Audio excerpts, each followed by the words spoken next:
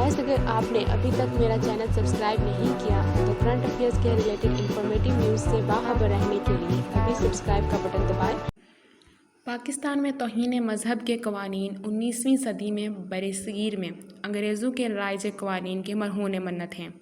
तक़सीम हिंद से तकरीबन एक सदी कबल 1860 में अंग्रेज़ों ने मजहबी नौयत के बढ़ते हुए मजहबी जराइम के सबब दफ़ा 295, 296 और 298 के नाम से 3 नए कवानीन इंडियन ज़ाब्ता ताज़ीरात में शामिल किए थे।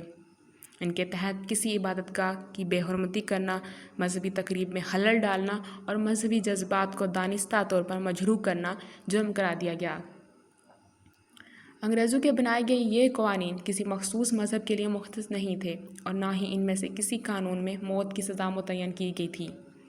इन कवानीन के लागू होने के बाद 1860 से लेकर 1947 तक बरसगीर में तौहीन मज़हब के 5 मुकदमे दर्ज हुए थे, जबकि पाकिस्तान बनने के बाद से लेकर 1980 तक मुल्क भर में तौहीन मज़हब के 8 मुकदमात दर्ज हुए, जिनमें से कोई भी मुकदमा गुस्ताखी रसूल या कुरान की बेहुरमती का नहीं था।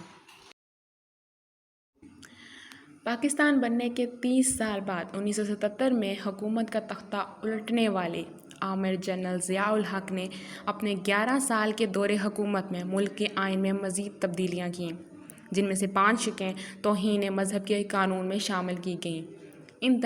इन तरामीम में शामिल 295 के तहत कुरान की बेहुरमती करने पर उम्र कैद की सज़ा मुकर्रर की गई, जबकि सबसे अहम तरमीम 295 के तहत पैगम्बर इस्लाम की शान में किसी भी किस्म की गुस्ताखी करने की सज़ा मौत या उम्र कैद बशमूल जुर्माना मुकर्रर की गई।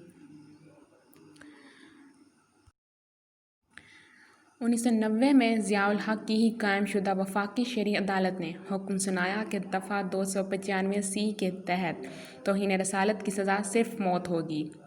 अंग्रेज़ों के नाफिज करदा कवानीन के बरक्स ज़ियाउल हक के दौर में शामिल तौहीन मज़हब की तरामीम में तवज्जो सिर्फ दीन इस्लाम से मुतल्लक़ बेहुरमती और गुस्ताखियों पर थी। दूसरी अहम तब्दीली इस हवाले से थी कि नए कवानीन के तहत गैर दानिस्ता तौर पर तौहीन मज़हब करना भी अब जुर्म करार पाया था। और हाँ, बेल आइकन पर क्लिक करना ना भूलना ताकि नोटिफिकेशन आप तक बर वक्त पहुँच सके।